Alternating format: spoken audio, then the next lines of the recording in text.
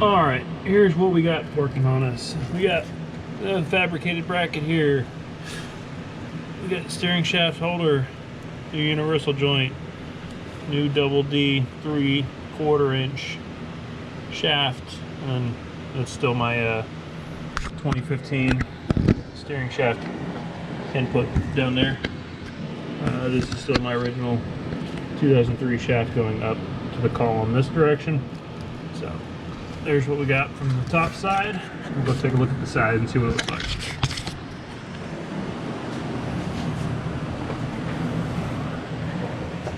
And here is my bracket, fabricated. Get the light to stand up. Alright, here's my bracket that I fabricated. Bolts into factory hole there, bolts into the factory hole up here on the ABS control unit.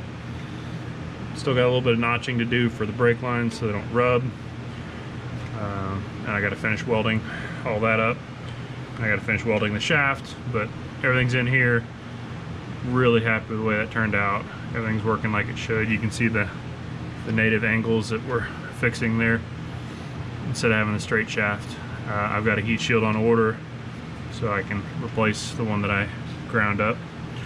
So we're moving right along. Should be ready to drive very, very soon. Alright, so here's the steering shaft removed.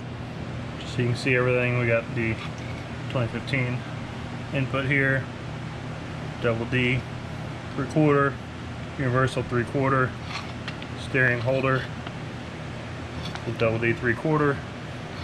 It also goes to double D 3/4 welded to the factory hollow 1-inch double D, I believe, and then into my collapsing tube, firewall, steering column. All that's original from here up.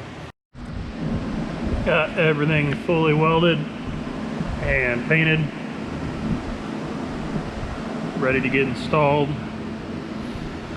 Let's see how it goes.